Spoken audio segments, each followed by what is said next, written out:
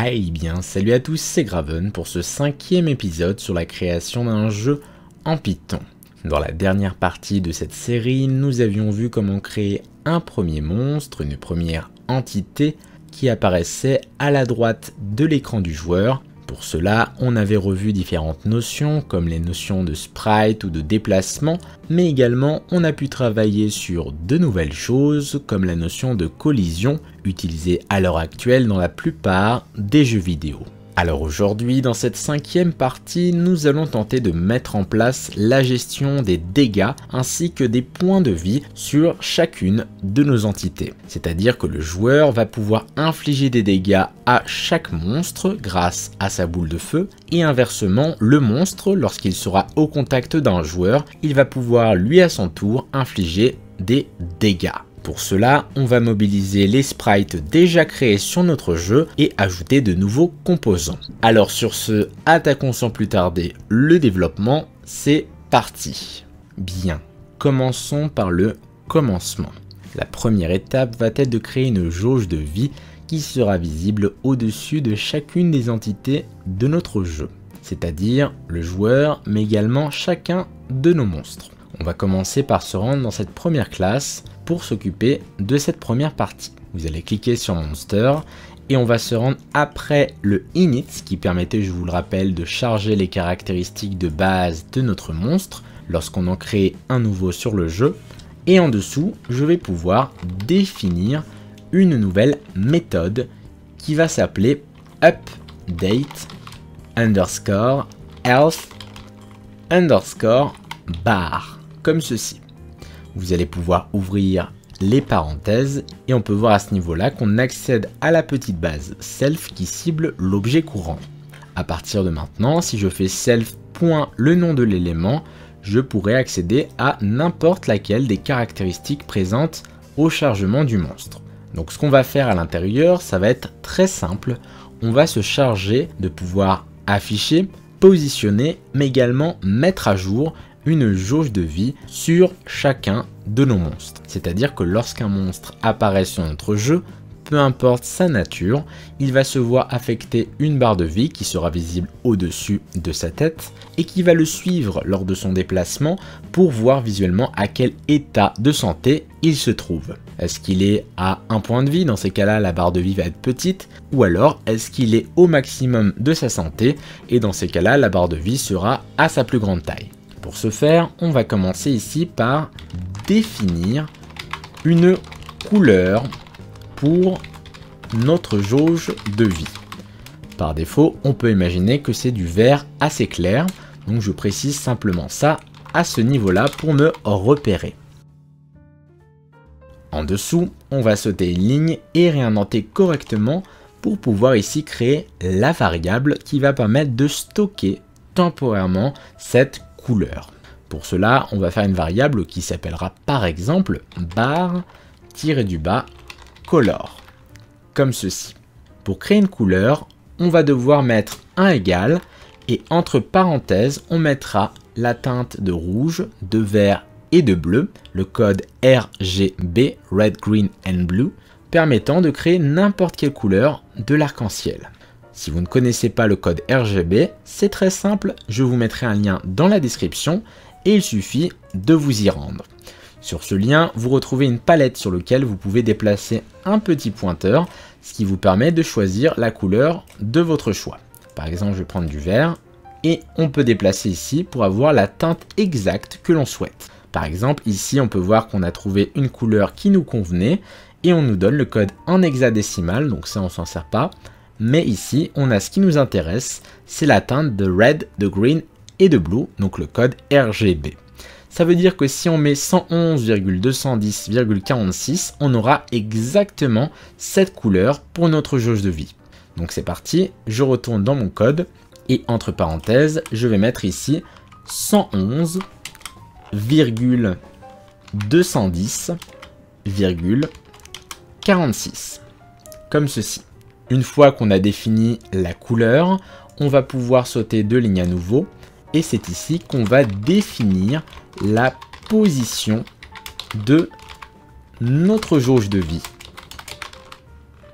ainsi que sa largeur et son épaisseur. La largeur qui changera en fonction du nombre de points de vie de notre monstre. C'est-à-dire que si le monstre n'a plus de points de vie, ça mettra une barre invisible. Si le monstre a toute sa vie, la barre sera à sa taille maximum. Donc pour faire ceci, on va sauter une ligne et ici, venir créer une seconde variable qui va s'appeler bar-position, qui va nous permettre à ce niveau-là de définir une liste où on rangera tout d'abord les coordonnées en X et en Y de notre barre, déjà pour la positionner sur l'écran, bien sûr, et ensuite W pour la largeur, width, et enfin H pour la hauteur, height. Parfait. Donc là, par défaut, il ne reconnaît pas ces éléments puisque je n'ai pas créé de variable qui porte les noms X, Y, W et H. Mais c'est simplement pour m'illustrer et je vais les remplacer au fur et à mesure. Tout d'abord, on va commencer par les coordonnées en X et en Y. Comme je vous l'ai annoncé, le monstre va posséder une jauge de vie qui sera au-dessus de sa tête. Pour faire en sorte que la barre de vie suive le déplacement du monstre, on va pouvoir remplacer le X par les coordonnées en X de notre monstre. Pour ça, dans ma petite base self, je récupère self.rect.x, comme ceci. On continue, on aura ensuite les coordonnées en Y de ce monstre, que je récupère en faisant self.rect.y. Et enfin, la largeur, c'est suivant le nombre de points de vie de mon monstre. Donc je vais faire self.health. Donc si le nombre de points de vie du monstre est de 0, la barre de vie sera au minimum. Si elle est de 10, elle sera un peu plus grande. Et si elle est de 100, c'est la taille maximum. Et enfin, H pour la hauteur de la barre, ça va être son épaisseur. Je vais par exemple mettre 5 pixels. Parfait. Félicitations, vous venez de définir les propriétés de la barre de vie. Maintenant, il va falloir qu'on la dessine, notre barre de vie. Pour ce faire, il nous faut une surface sur laquelle on va dessiner ce composant. On va simplement faire en sorte que lorsqu'on appellera cette méthode updateElseBar, on prendra soin de passer un argument qui va s'appeler surface, qui est l'endroit sur lequel on va dessiner ce composant. Donc à partir de maintenant, je peux ici tenter de dessiner cette barre de vie en faisant un coup de pgame.draw.rect. Ça va me permettre de dessiner un nouveau rectangle sur ma surface que j'ai récupérée avec une certaine couleur qu'on a créée ici. Elle s'appelle barColor. Donc je mets ici barColor et à une certaine position que j'ai créée à ce niveau-là. Donc je mets ici bar-position. Super.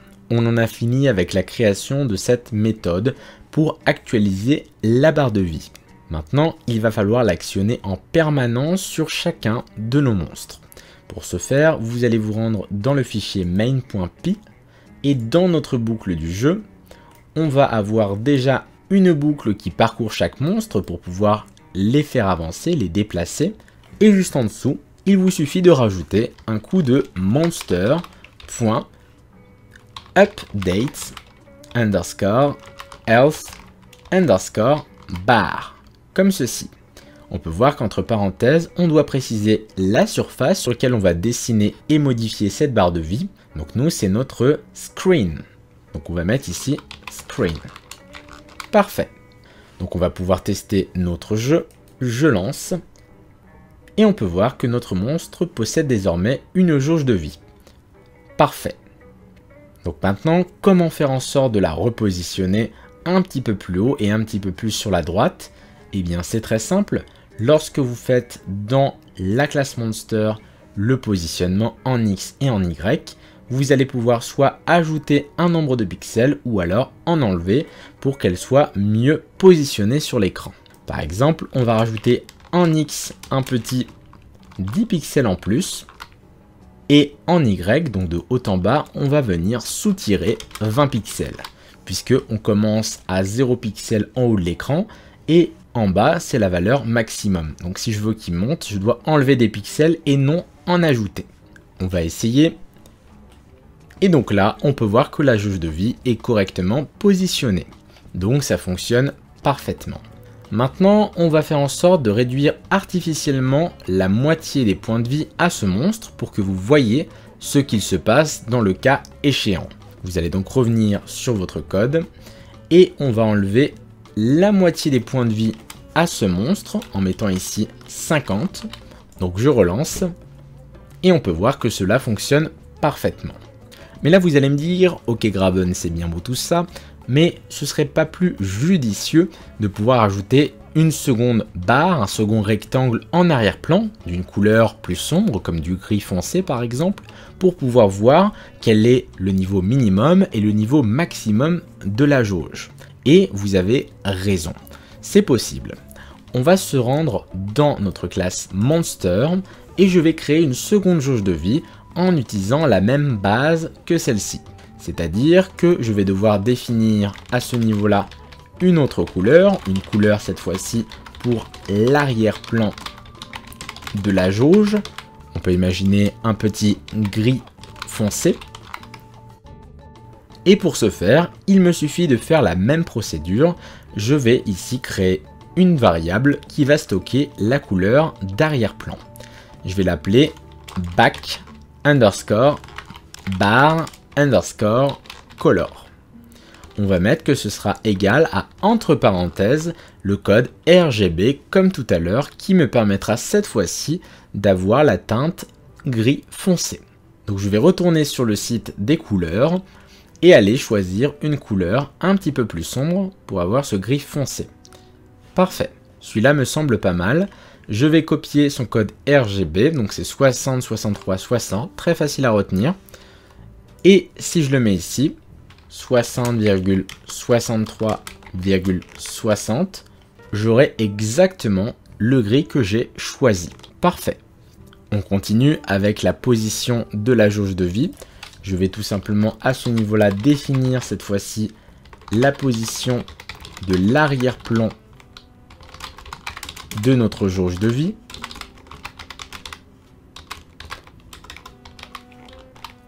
Et cette fois-ci, on pourra venir se calquer sur la variable ci-dessus. Je vais copier et coller ceci.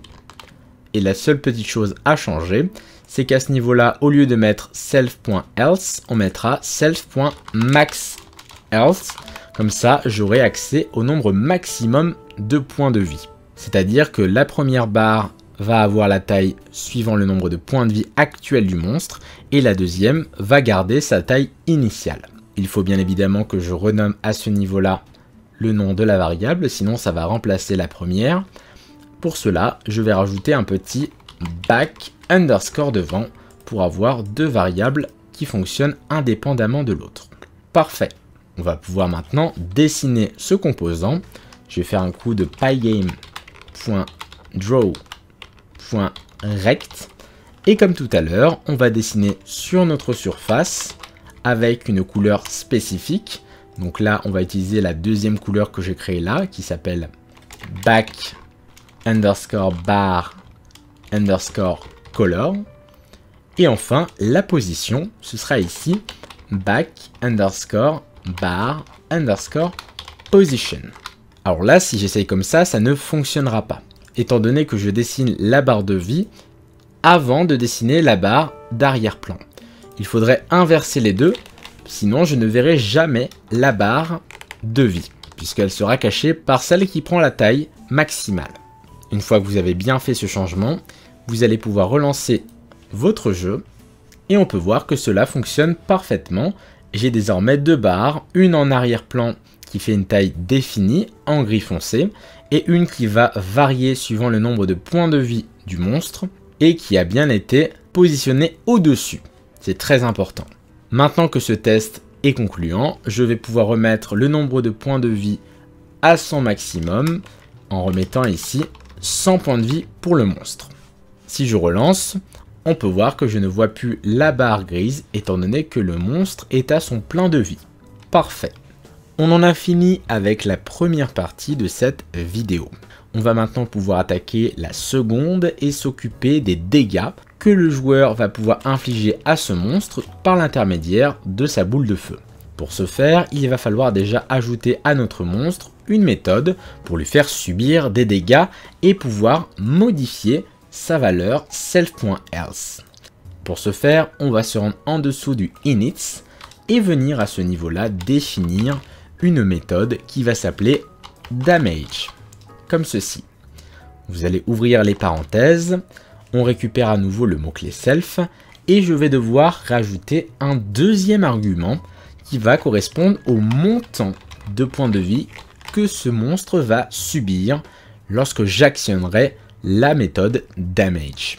Par exemple, si je fais damage et entre parenthèses 10, le monstre devra perdre 10 points de vie à son compteur. Donc pour faire ceci, pour lui infliger les dégâts, je vais sauter une ligne, réindenter correctement avec la touche Tab et on va récupérer la vie de notre monstre. Donc je vais faire ici un self.health et on va lui soutirer en faisant moins égal le montant de dégâts qu'il doit subir, que je le récupère avec amount, comme ceci. Parfait.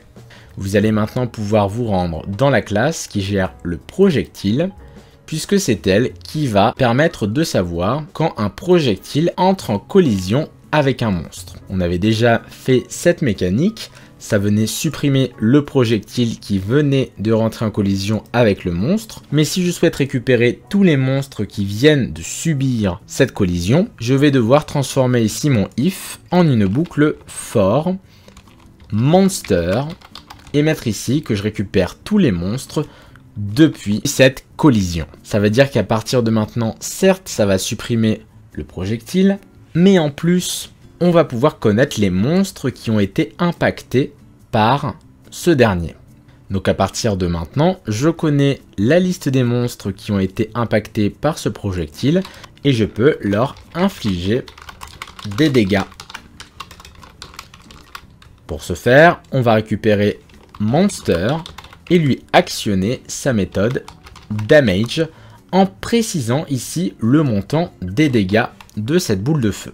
Donc vous pouvez mettre une valeur par défaut en mettant 5 ou alors on peut très bien récupérer le nombre de points d'attaque de notre joueur en faisant ici un coup de self.player.attaque comme ceci.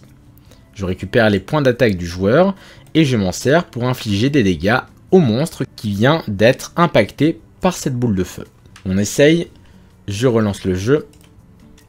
Et là, si je lance une boule de feu, on peut voir que mon monstre subit des dégâts jusqu'à arriver à épuisement. Seulement, il peut continuer à en subir car on n'a pas donné la limite et on n'a pas fait en sorte que le monstre, lorsqu'il arrive à 0 point de vie, il soit éliminé. Donc pour faire ceci, on va retourner dans notre code et plus particulièrement dans la classe Monster. Lorsqu'un monstre subit des dégâts, certes on lui enlève autant de dégâts que nécessaire, mais après il va falloir vérifier si son nouveau nombre de points de vie est inférieur ou égal à 0. Si c'est le cas, c'est qu'il est décédé. Donc pour faire cette condition, on va sauter une ligne et je vais rajouter ici un if self.else pour récupérer son nombre de points de vie. Et si ce nombre est inférieur ou égal à 0, donc s'il est de 0 ou de moins, ça voudra dire que l'entité est morte. Donc à l'intérieur, on va tout simplement pouvoir la supprimer. Ou même encore, si on ne veut pas recréer l'entité et éviter de surcharger la mémoire de notre jeu, on peut très bien reprendre la même entité, mais juste lui redéfinir des propriétés comme par exemple sa vitesse, son nombre de points de vie et sa position en X. Puisque finalement, il n'y a que ça qui va changer, ça nous évite tout simplement de recréer un monstre. Donc moi, je vais opter pour cette deuxième solution, je vais le faire réapparaître comme un nouveau monstre. Pour faire cela, on va sauter une ligne, réindenter correctement. Et la première étape, ça va être déjà de repositionner le monstre à la valeur par défaut en X. Puisqu'il s'est déplacé entre temps, mais il faut que je le remette au départ pour qu'il puisse à nouveau se redéplacer. Donc on va refaire un coup de self.rect.x et réaffecter ça à 1000 sur l'axe des abscisses de droite à gauche. Donc là, si j'essaye, je relance.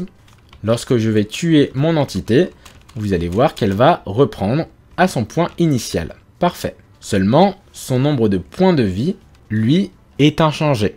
Donc il faut faire en sorte que lorsque le monstre réapparaît, on lui remette ici son nombre de points de vie, self.else, à la valeur maximum. Self.maxElse. On essaye, je relance. Et si maintenant je tue l'entité, on peut voir qu'elle réapparaît comme un nouveau monstre et on a le cas échéant. Alors là, vous allez me dire, ok Graven, c'est bien beau tout ça, mais là, on a vraiment l'impression que c'est la même entité qui se déplace. Et ça, on va pouvoir le changer progressivement.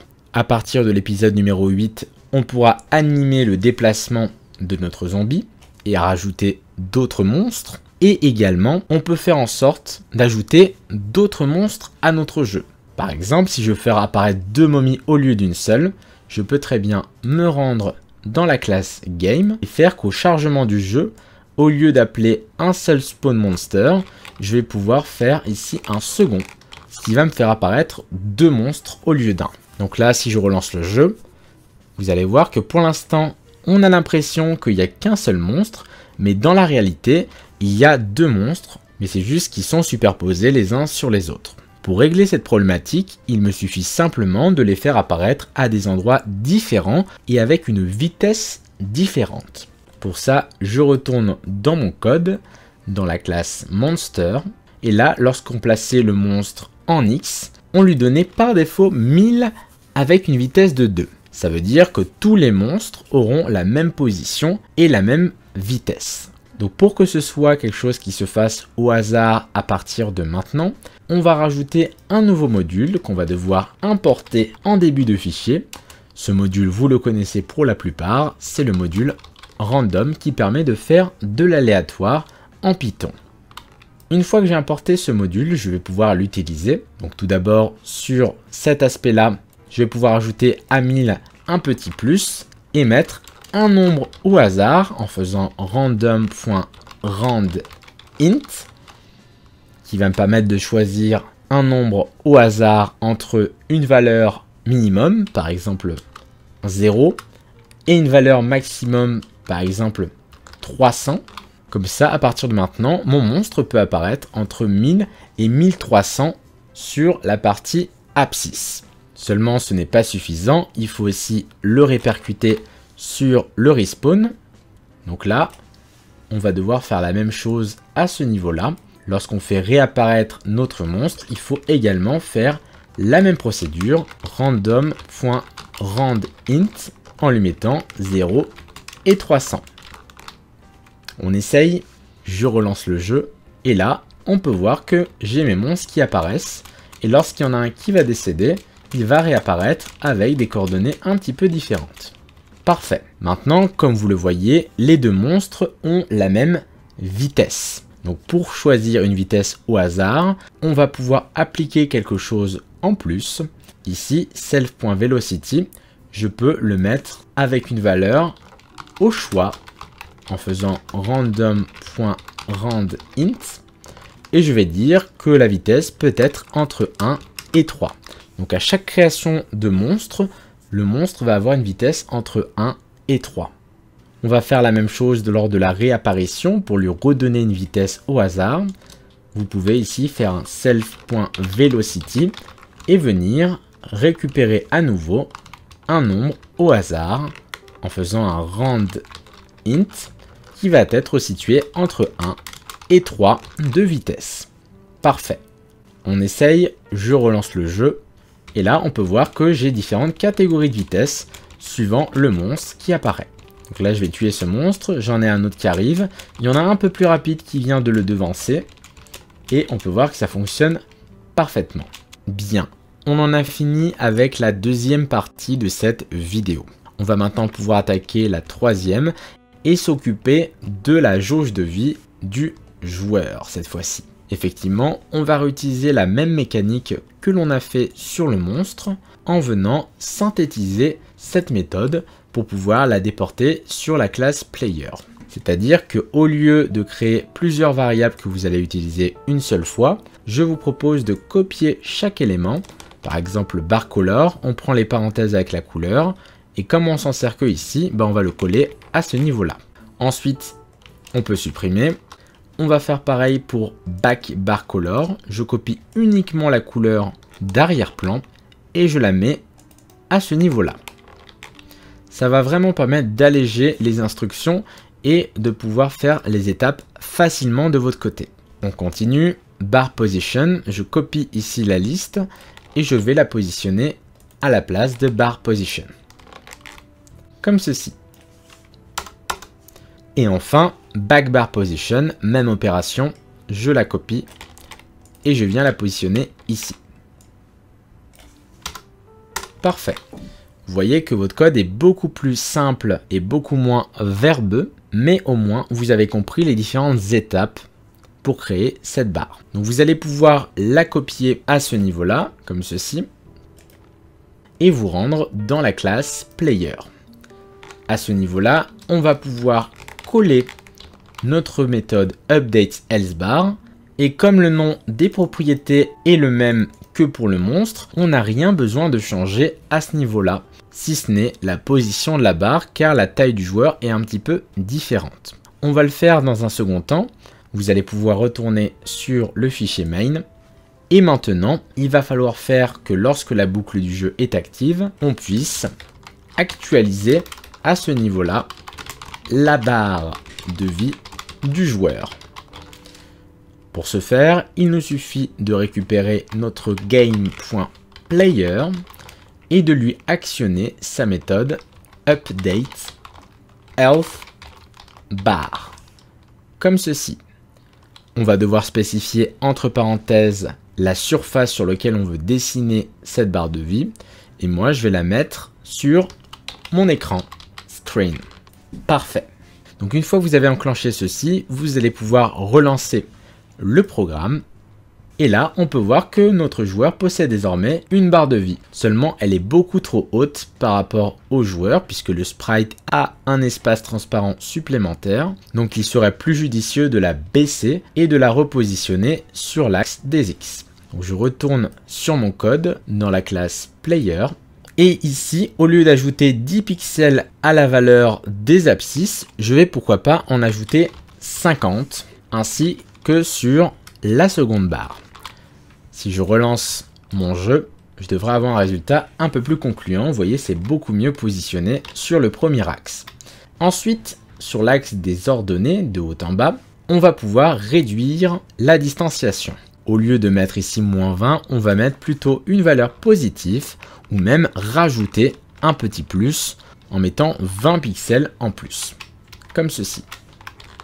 C'est très important que les deux barres ont les mêmes positions, sinon ils vont s'afficher avec une différence. Vous pouvez augmenter la taille de la barre du joueur pour mettre par exemple 7 pixels, ce qui va donner un côté un peu plus virulent à notre personnage principal. Et on a ce résultat. Parfait. Donc maintenant que ceci est fait, on va pouvoir s'occuper de la dernière partie de cette vidéo. Ça va être de pouvoir faire subir les dégâts à notre joueur lorsqu'il est en contact, lorsqu'il est en collision avec un monstre. Donc tout d'abord, comme on l'a fait pour le monstre, il va falloir rajouter une méthode damage pour qu'il puisse subir lui à son tour des dégâts.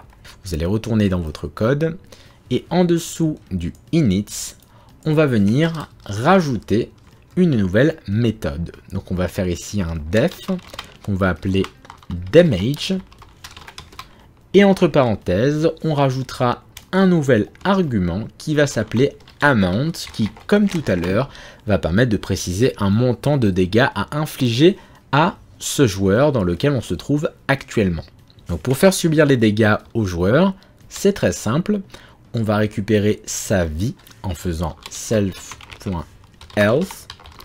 et on va lui soutirer des points de vie en faisant moins égal. Il ne nous restera plus qu'à préciser ici le montant à infliger et on est bon. Parfait. Maintenant qu'on a défini cette méthode damage, il va falloir bien sûr l'actionner quand notre monstre, qu'on a juste ici, va se déplacer. Et en dessous, on avait déjà vérifié le cas lors du déplacement où le monstre n'était pas en collision avec le joueur. S'il n'était pas en collision, alors le monstre pouvait se déplacer, sinon ça ne faisait strictement rien. Ce qu'on va faire, c'est la condition inverse, c'est-à-dire si le monstre est en collision avec le joueur. Pour ce faire, il nous suffit simplement de faire un sinon, else, comme ceci. Le sinon va permettre de vérifier le cas contraire et de pouvoir récupérer notre joueur pour lui infliger des dégâts. Comme ceci. Pour faire ça, on va indenter correctement et je vais simplement récupérer le joueur en passant par self.game. Et là, j'accède à player. Comme ceci. Une fois que j'accède à mon joueur, je peux très bien lui actionner sa méthode damage en spécifiant entre parenthèses le montant des dégâts à infliger. Étant donné que le monstre possède également un certain nombre de points d'attaque, que j'ai ici mis à 0.3, je vous conseille de mettre la même chose, eh bien je peux très bien lui infliger la même somme. Donc là, on va mettre ici self.attaque. Et si maintenant je lance mon jeu, lorsque mon joueur va être en contact avec un monstre, il va perdre des points de vie. Donc ça fonctionne parfaitement. Le problème, c'est que lorsque le joueur va subir trop de points de vie, sa barre va passer en négatif, comme tout à l'heure pour le monstre. Donc ce qu'on va devoir faire, c'est dans notre classe player, lorsque le joueur subit des dégâts, on va vérifier s'il peut subir ces dégâts. Pour ce faire, on va rajouter ici une condition qui va récupérer le nombre de points de vie du joueur et essayer de soutirer le montant des dégâts. Si ce montant est strictement plus grand que le montant infligé, par exemple si le montant est de 5 points de vie et que le joueur a 6 points de vie, il peut perdre les dégâts, ça fonctionne bien. Dans ces cas-là, on va pouvoir lui infliger. Donc vous faites une tabulation pour mettre ça à l'intérieur. Sinon, dans le cas contraire, c'est que le joueur est décédé et dans ces cas-là, on lui affichera l'écran pour rejouer. On essaye, je relance et là, si tout se passe bien, je ne pourrai pas perdre plus de points de vie que j'en ai déjà. Parfait, on peut voir que ça fonctionne parfaitement et je peux continuer à affronter mes entités. Donc voilà un petit peu ce que je voulais vous montrer aujourd'hui. En tout cas, j'espère que cette 5e vidéo a été assez complète pour vous. Si c'est le cas, n'hésitez pas à me le faire savoir en mettant un j'aime, en vous abonnant à la chaîne avec toutes les notifications et en mettant un commentaire pour me dire que vous avez apprécié le contenu. On se retrouve très rapidement pour l'épisode numéro 6 dans lequel nous découvrirons comment faire l'écran de bienvenue et la partie statut de jeu. Allez, sur ce, c'était Graven, ciao à tous et à la prochaine. Hey hey.